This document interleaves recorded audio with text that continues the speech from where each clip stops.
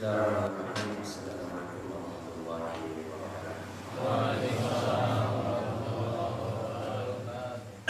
Alhamdulillah. Nahmaduhu wa nasta'inuhu wa nastaghfiruh. Wa na'udzu billahi min shururi anfusina wa min sayyiati a'malina. May yahdihillahu fala mudilla lahu wa may yudlil fala hadiya lahu. Wa asyhadu an la ilaha illallah wahdahu la syarika lahu. وأشهد أن محمدا عبده ورسوله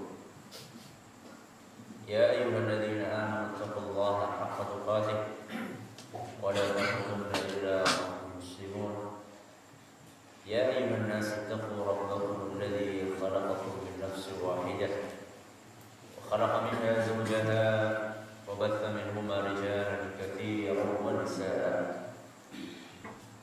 واتقوا الله الذي تساءلون به والأرحام إن الله كان عليكم رقيبا يا أيها الذين آمنوا اتقوا الله وقولوا قولا سديدا يصلح لكم أعمالكم ويغفر لكم ذنوبكم ومن يطع الله ورسوله فقد فاز فوزا عظيما أما بعد فإن أصدق الحديث كتاب الله وخير الهدى هدى محمد صلى الله عليه وسلم وشر الأمور محدثاتها وكل بدعة ضلالة. Kita panjatkan puja dan bersyukur kehadirat Allah Subhanahu wa taala. Pada kesempatan malam yang sangat cerah ini, kita kembali diberi kekuatan, kesehatan, hidayah serta taufik dari Allah Subhanahu wa taala.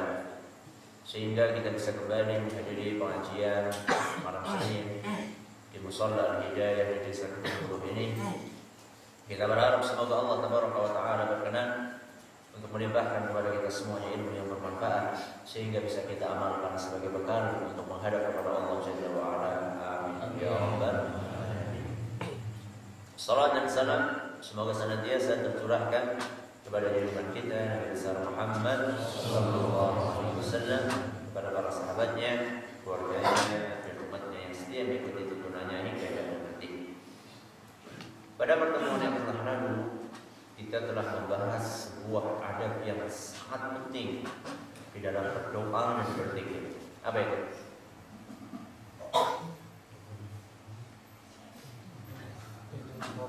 Harus sesuai dengan apa?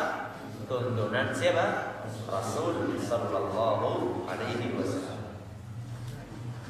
Dan saat itu kita agak sedikit berpanjang lebar menjelaskan bahwa adab dan tata cara zikir dan berdoa itu sudah diajarkan oleh siapa? Oleh Rasulullah sallallahu alaihi wasallam. Sehingga kita tidak perlu untuk berinovasi. Tidak perlu untuk berinovasi dalam membuat ibadah berupa zikir yang tidak ada contohnya dari siapa? Nabi kita Muhammad SAW. Maka kalau kita sudah tahu bahwasanya Nabi kita sallallahu alaihi wasallam itu telah menjelaskan sedemikian detailnya cara berzikir, terus kewajiban kita apa?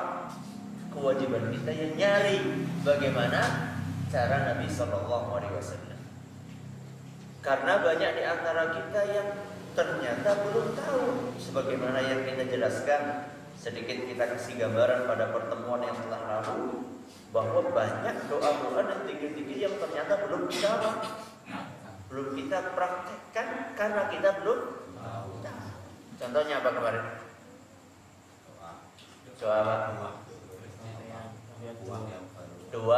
Doa melihat buah sing matang.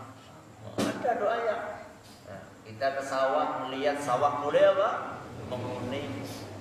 Kemudian di awal bulan, ketika bulan baru apa? Baru muncul, ada doanya. Manakala kita di tengah jalan melihat ada orang yang cacat, juga ada doanya. Manakala kita masuk pasar juga ada doanya. Manakala kita berjalan ke masjid juga ada doanya. Manakala tengah malam kita terbangun karena satu dan lain hal juga ada doanya. dan masih banyak zikir-zikir dan doa-doa yang diajarkan oleh Nabi Sallallahu Alaihi Wasallam yang ternyata kita belum apa? Maka disinilah kewajiban kita untuk terus menggali khazanah yang ditinggalkan oleh Nabi kita Muhammad Sallallahu Alaihi Wasallam. Jadi Nabi kita sudah menjelaskan tata cara berzikir, berdoa dengan sedemikian detailnya. Maka jangan sampai di antara kita membuat aturan baru yang tidak diatur oleh siapa? Rasulullah Sallallahu Alaihi Wasallam. Contoh bikin aturan apa? Contohnya sabun dina Senin maca anu sekian kali. Padahal itu tidak ada apanya. Contohnya dari Nabi SAW. Doa apa salah ya Ustaz? Maca kulhu kok. Surat Al-Ikhlas itu kan bagian dari apa? Al-Quran. Apa salah kalau saya sabun Senin khusus maca kulhu ping 100 baru subuh? Apa salah Ustaz? Hah? Salah apa tidak? Tidak apa salah? Apa tidak salah? Hah? Salahnya di mana? Baca kulhu kok tidak boleh? Baca kulhu dalam contoh Al-Quran bukan kulhu? Hah?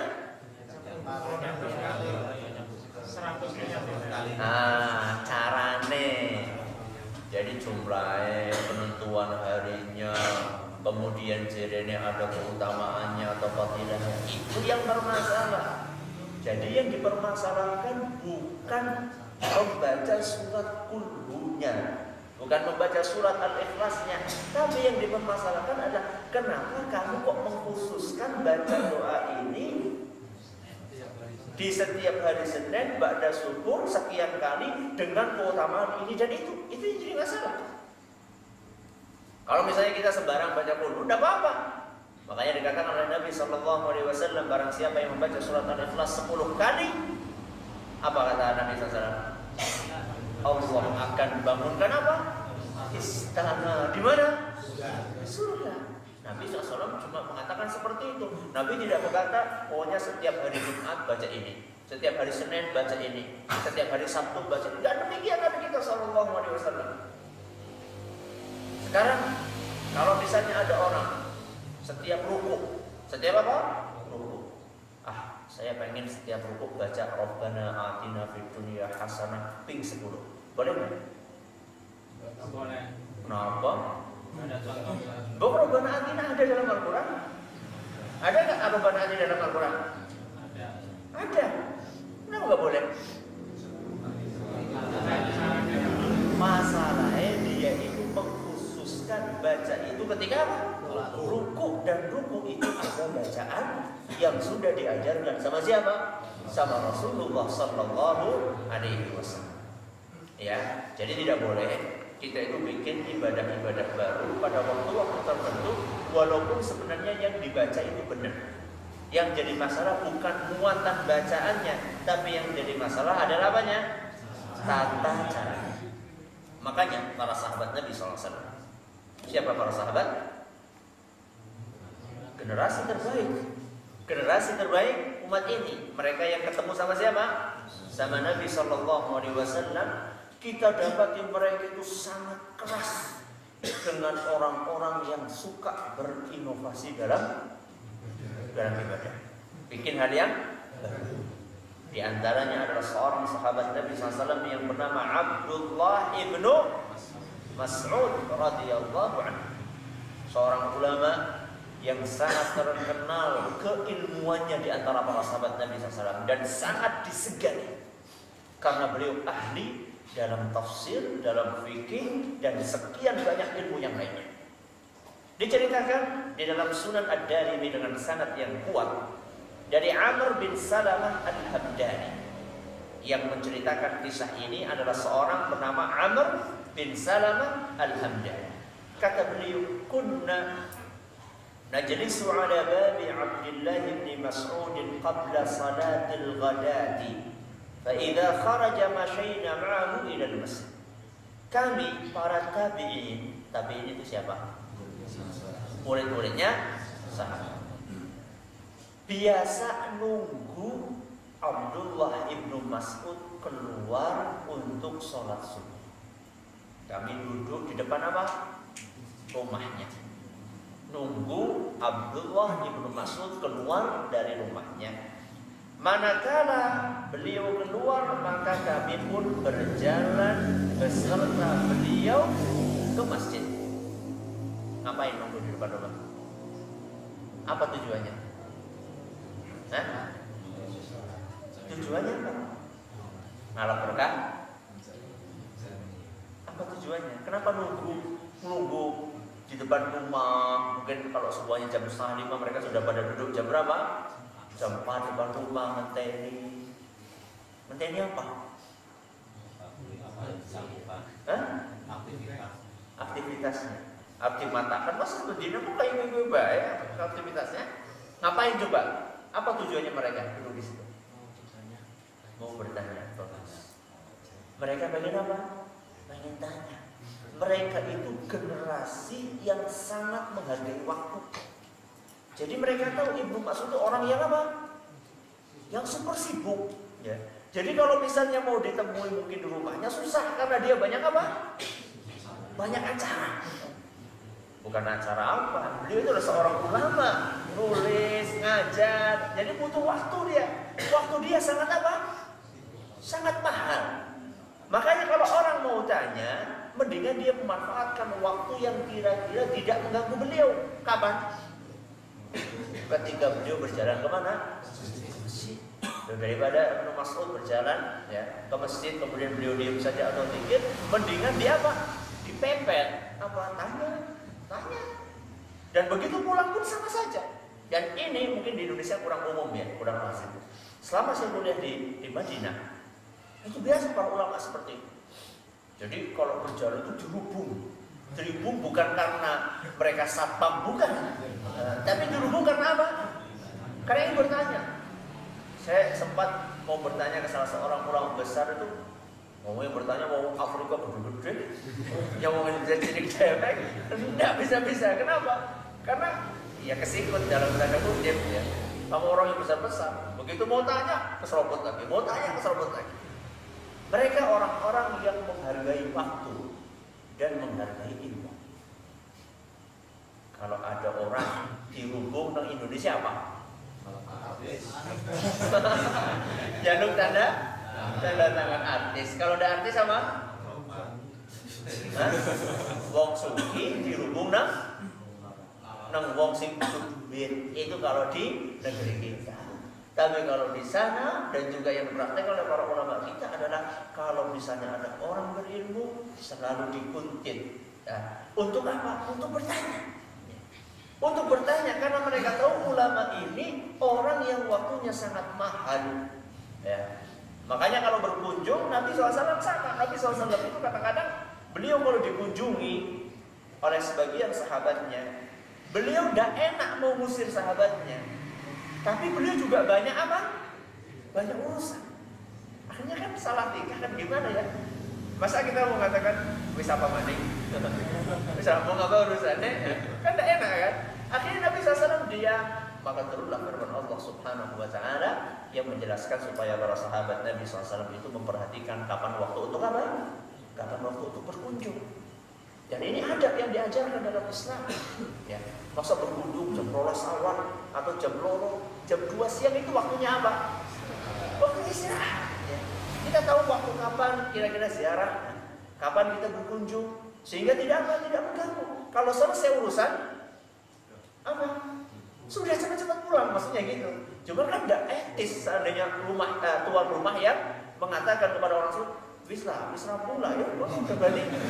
Tidak mungkin, tidak etis. Nabi SAW tidak kuasa. Nabi SAW tidak mau mengatakan seperti itu, karena itu tidak etis. Jadi kembali kepada tadi, kenapa mereka pada nunggu di depan pintunya Ibnu Mas'ud? Karena mereka ingin apa? Ingin bertanya. Kemudian kata Amr bin Salamah, Faja'ana Abu Musa al-Ash'ari. Ketika kami sedang duduk-duduk menunggu Abdullah ibnu Mas'ud keluar, datanglah Abu Musa al-Ash'ari. Siapa Abu Musa? Sahabat Nabi SAW juga. Ternyata yang datang ke Ibnu Mas'ud tidak cuma tabi'in, juga siapa? Sahabat. Berarti sama-sama apa? Sama-sama ulama. Sama-sama ulama. Jadi tidak ada rasa apa gengsi. Wah, anak juga ulama, masa anak tanya sama ente yang masih lebih kecil? Nah, tapi lihatlah bagaimana para sahabat Nabi SAW, walaupun mereka satu level, satu letting, mereka tetap manakala mendapatkan temannya sama-sama ulama lebih berilmu, dia mau menunggu di depan pintu. Akharaja ilaikum Abu Abdurrahman ba'du. Apakah Abdullah ibnu Mas'ud, kunyahnya Abu Abdurrahman, apakah Abdullah ibnu Mas'ud sudah keluar? Kata orang-orang yang hadir, belum. Fajalasa ma'ana hatta kharaj. Akhirnya Abu Musa al-Asy'ari duduk beserta kami, nunggu Abdullah ibnu Mas'ud keluar. Itu juga adab, ya. Tidak mentang-mentang pada ulama, tok cepat betul. Tidak. Sama-sama duduk beserta murid-muridnya, nunggu keluarnya siapa? Abdullah ibnu Mas'ud. Falamma kharaja qumna ilaihi jami'an. Manakala Abdullah ibnu Mas'ud keluar, maka kami pun semuanya berdiri mengiringi beliau. Maka yang pertama kali berbicara adalah Abu Musa. Dan ini juga ada para murid, kalau melihat ada gurunya ketemu dengan guru yang lainnya, jangan nyerobot. Berilah kesempatan yang lebih tua, yang lebih alim untuk berbicara.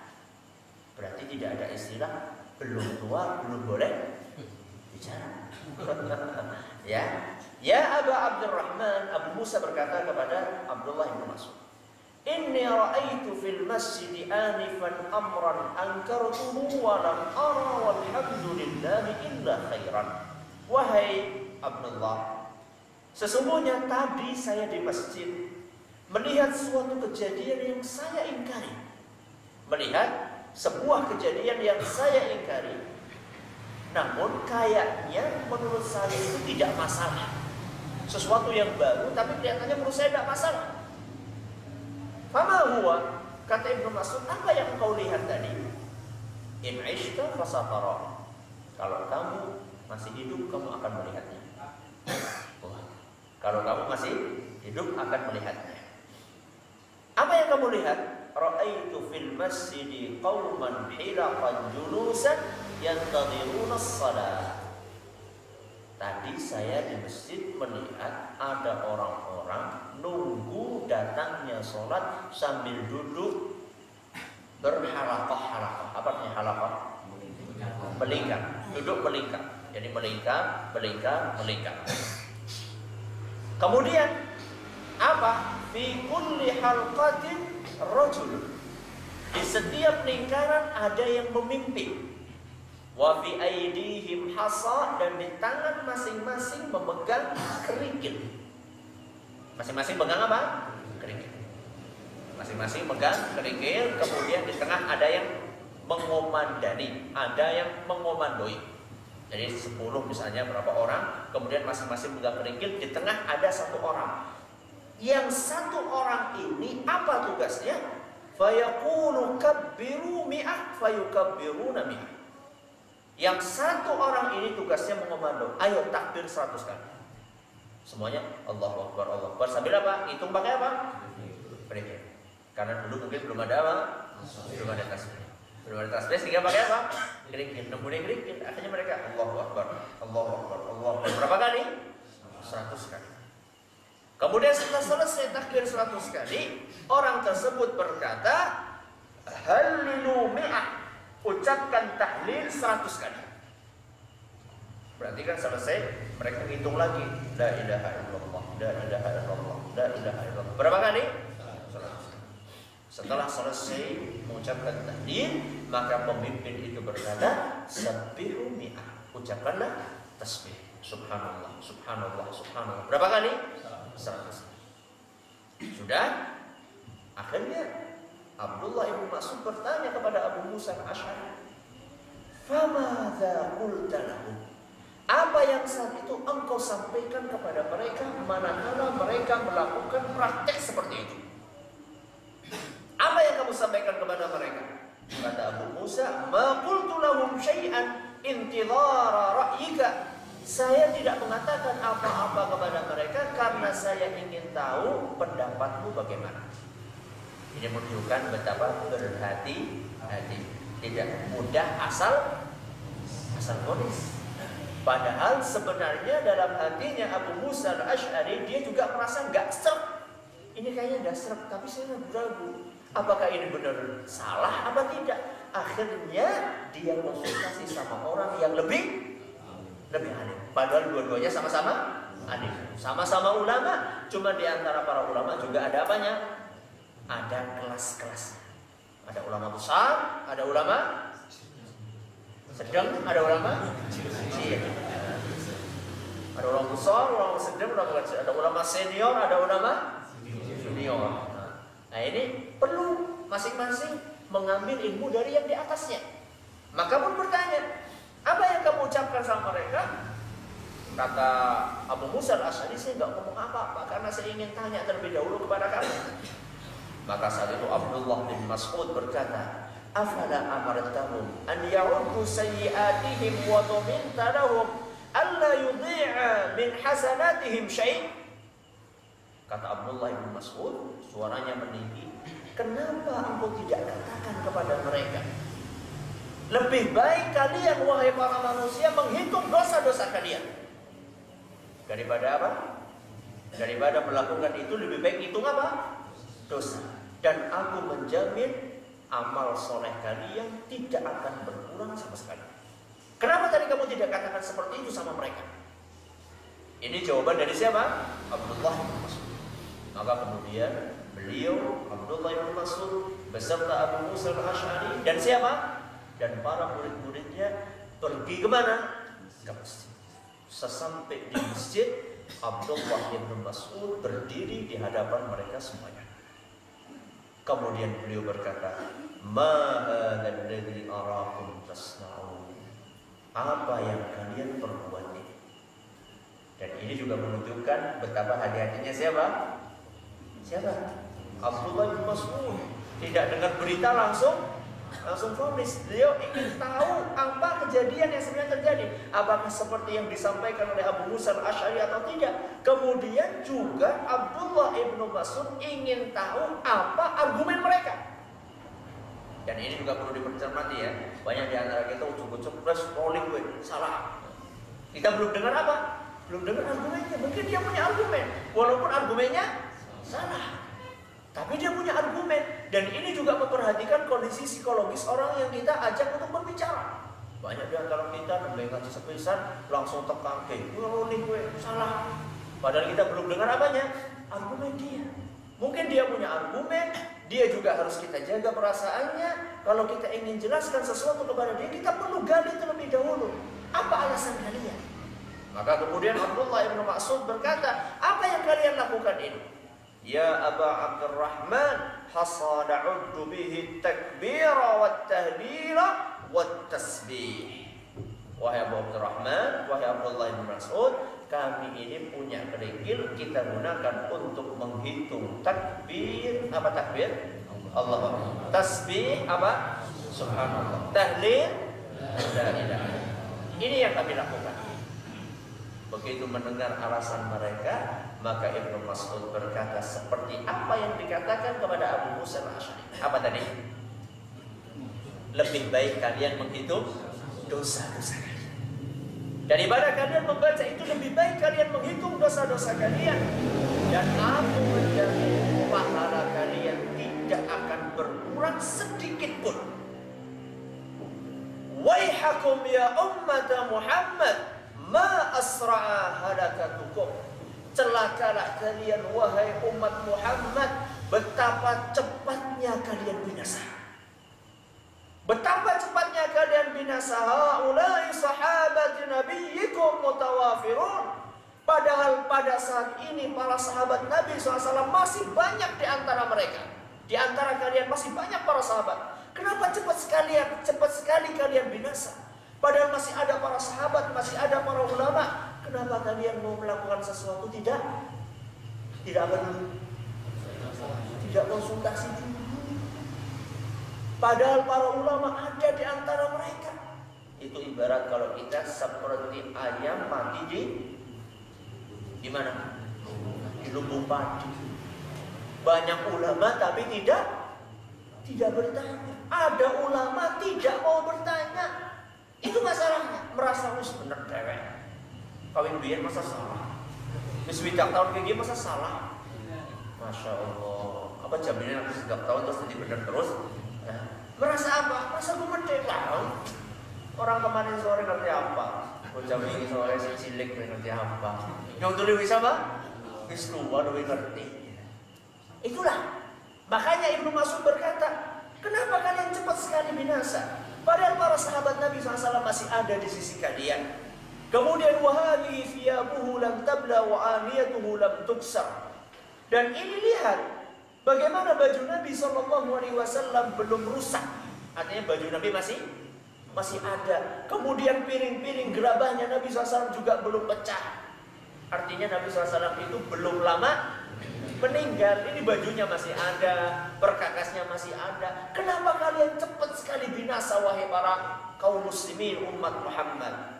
Walladzi nafsi biyadihi. Demi Allah, kata Ibnu Mas'ud, innakum la'ala millatin hiya ahda min millati Muhammad au muftatihu baba dhalalah. Demi Allah, kalian hanya salah satu di antara dua kemungkinan. Kemungkinan yang pertama, ajaran kalian lebih unggul daripada ajarannya Muhammad sallallahu alaihi wasallam. Jadi kemungkinan yang pertama. Kemungkinan yang kedua, kalian sedang membuka pintu kesesatan. Pilih yang mana? Pilih yang mana? Hah? Ini buah apa? Simalakama. Kalian hanya ada satu di antara dua kemungkinan. Yang kalian lakukan ini lebih unggul, lebih afdal, lebih utama, lebih istimewa daripada yang dilakukan oleh Nabi SAW. Apa ada orang yang berani mengatakan seperti itu? Ada enggak? Salat Jumat lebih unggul daripada salat siapa? Zikirku lebih unggul daripada zikirnya Muhammad. Berani kalian mengatakan seperti itu? Ya sudah, kalau gitu kemungkinan yang kedua apa? Sedang membuka pintu kesesatan. Kalian mau dikatakan? Enggak mau. Terus pengen yang mana? Hanya ada berapa? 2 miliar. Akhirnya mereka berkata, wallahi ya Aba Abdurrahman, demi Allah wahai Abu Abdurrahman, ma aradna illal khair. Tujuan kami hanyalah kebaikan. Niat kami apa? Ini argumen kan? Argumen yang sering diucapkan oleh banyak orang kan? Di zaman kita ini. Ternyata argumen ini sudah lazim, sudah dipakai oleh orang-orang terdahulu. Ya. Jadi niat kami baik. Apa sih saran? Apik iki? Apik menurut siapa? Apik menurut jenengan? Belum tentu bagus menurut Rasul SAW. Ma aradna illal khair. Kami itu tidak punya maksud kecuali yang baik-baik saja. Ini tujuan kami wahai Ibnu Mas'ud. Qala. Apa jawaban Ibnu Mas'ud? Ternyata Ibnu Mas'ud masih punya jawaban. Apa jawabannya? Wa kam min muridin lil khairi lam yusibhu. Betapa banyak orang yang ingin mendapatkan kebaikan, ternyata dia tidak mendapatkannya. Kenapa? Karena jalannya salah. Jadi niat yang baik saja tidak cukup kalau jalannya salah. Sudah. Ini kejadian yang terjadi pada zaman Ibnu Mas'ud radhiyallahu anhu. Apa pelajaran yang bisa kita petik? Coba kita lihat. Ibnu Mas'ud ketika datang kepada orang-orang tersebut, yang dibaca oleh orang-orang itu benar enggak? Bacanya apa? Subhanallah, alhamdulillah, la ilaha illallah. Dan kita tidak sedang melarang orang untuk tahlil, tidak sedang melarang orang untuk tasbih, tidak sedang melarang orang untuk tahlil. Buktinya apa? Buktinya kita baru masuk ke sini setelah menyelesaikan 1 jilid. Ini jilid yang kedua. Kita sudah menyelesaikan 1 jilid tentang keutamaan apa? Keutamaan tasbih, keutamaan takbir, keutamaan tahlil, apalagi keutamaan tahmid, keutamaan hauqalah. Apa hauqalah? La haula wala quwata illa billah. 1 jilid tok bahas masalah itu. Berarti kita bukan sedang melarang orang untuk membaca apa? Tasbih. Kita bukan sedang melarang orang untuk membaca tasbih. Kita tidak sedang melarang orang untuk membaca tahlil, tidak. Tapi yang jadi masalah bukan di situ. Yang jadi masalah apanya? Caranya. Cara yang dibuat oleh mereka tidak ada pada zaman Nabi Sallallahu Alaihi Wasallam. Apa caranya? Apa tadi caranya? Bikin lingkaran, kemudian masing-masing megang batu, kemudian dibaca bersama-sama. Itu yang jadi masalah. Maka cermati. Banyak orang mengatakan itu belum, kok dikini kayak gitu, loh, apa salah? Loh, macam tahlil itu apa salah? Tidak salah baca tahlilnya, tidak salah baca tasbihnya, tidak salah baca tahmidnya, tapi yang salah adalah caranya. Masih ingat kemarin ketika saya ditanya di Masjid Agung tentang hukum apa? Ada yang masih ingat? Hukum istighosah. Saya ditanya tentang hukum istighosah. Istighosah itu hukumnya apa, Ustaz? Apakah istighosah bid'ah? Apa kata saya? Istighosah itu ibadah, bukan bid'ah. Istighosah itu pahalanya besar. Sebelumnya istighosah apa? Istighosah minta tolong sama siapa? Sama Allah. Dengan perantara siapa? Istighosah kepada Allah dalam perkara yang besar. Itu namanya istighosah. Jadi ini ibadah. Dalam Al-Quran Allah Subhanahu wa ta'ala berfirman, "Idz tastaghitsuna rabbakum fastajaba lakum." Manakala kalian beristighosah kepada Allah, maka Allah mengabulkan permintaan kalian. Jadi yang jadi masalah itu bukan istighosahnya. Yang jadi masalah apanya? Caranya. Pakai menyebutkan nama-nama orang sebelumnya, kemudian barang-barang, kemudian diiringi dengan itu dan ini. Itu yang jadi masalah. Istighosahnya tidak masalah. Sama juga dengan sholawat. Sama juga dengan apa? Tapi melarang pada sholawat. Bukan melarang. Makanya saya pernah menyampaikan khutbah saat itu di Masjid Agung juga masalah sholawat. Saya sebutkan pertama kali keutamanya sholawat. Utamanya sholawat adalah diantaranya barang siapa yang bersolawat kepada Nabi SAW sekali, maka akan dibalas 10 kali. Kemudian juga disampaikan bahwasanya adab sebelum doa adalah bersolawat. Kalau misalnya kita tidak bersolawat sebelum doa, kata Umar, doa kita akan apa? Akan ngambang. Di mana? Di langit. Gak diangkat kemana? Ke hadapan Allah Subhanahu wa ta'ala. Sampai kita mau apa? Sholat. Kurang apa? Kita itu sudah memotivasi orang untuk bersolawat. Yang jadi masalah bukan solawat, sing jadi masalah caranya gue yang jadi masalah. Ya. Caranya yang jadi masalah, bukan solawatnya yang jadi masalah. Zikirnya tidak salah, solawatnya tidak salah, istighosahnya tidak salah. Yang jadi masalah adalah apanya? Caranya. Dan cara beribadah sudah dijelaskan segamblang-gamblangnya oleh Nabi kita Muhammad SAW. Berarti tadi yang salah apanya? Cara. Bacanya salah enggak? Tidak salah. Bacanya ada tuntunannya enggak? Ada. Yang tidak ada tuntunannya apanya? Cara. Ini saja masih dianggap keliru. Ini saja masih dianggap keliru oleh siapa? Ibnu Mas'ud. Apalagi sing wacaane ora ana tuntunane, carane ora ana tuntunane. Lebih apa? Lebih parah maneh. Lah wong yang bacaannya ada tuntunannya. Subhanallah, alhamdulillah, la ilaha illallah, Allahumma. Bacaannya ada tuntunannya, ada tuntunannya. Karena caranya yang salah, disalahkan oleh Ibnu Mas'ud. Apalagi orang yang bikin bacaan-bacaan yang tidak ada tuntunannya, sing orang genah sumbernya sekang ngendi, sudah kayak gitu caranya juga tidak ada tuntunannya dari Nabi SAW. Pernah saya ngobrol dengan salah seorang orang yang ikut-ikut seperti itu. Dari cara membacanya saja ada tuntunannya. Duduknya itu ada tuntunannya, kalau tidak salah suruh kepriwe ya, dan kelalen. Jadi duduknya itu ada khusus. Pokoknya butuh tangannya ke priwe, kemudian mulutnya juga nggak boleh sembarang buka. Jadi harus mulutnya tuh gimana, terus tangannya ditaruh kayak gini, terus semuanya macam-macam lah. Aku bilang, aneh temen sih gue pikir. Mau kemana kayak dewek? Ada di yadhkuruna Allah qiyaman wa qu'udan wa ala junubihim. Berzikir dalam keadaan apa? Berdiri, duduk apa? Berbaring. Kok enak seperti itu? Enggak ada juga gerangan teman ya. Tapi ya begitulah orang-orang yang sudah naudzubillah min dzalik disesatkan oleh Allah Subhanahu wa taala.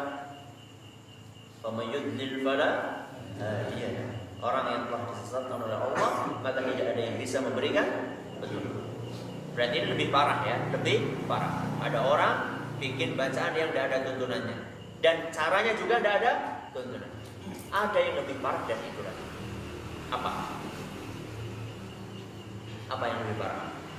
Orang yang bikin bacaan tidak ada tuntunannya, caranya juga tidak ada tuntunan, dan dia merasa itu lebih baik daripada bacaan yang diajarkan oleh Nabi Sallallahu Alaihi Wasallam. Ini lebih parah. Itu apa ada Ustaz yang mengatakan seperti itu? Mungkin secara lisan mereka tidak mengatakan, tapi secara praktek membuktikan hal tersebut. Buktinya apa? Buktinya mereka lebih hafal wirid-wirid tersebut daripada zikir-zikir yang diajarkan oleh siapa? Rasulullah SAW.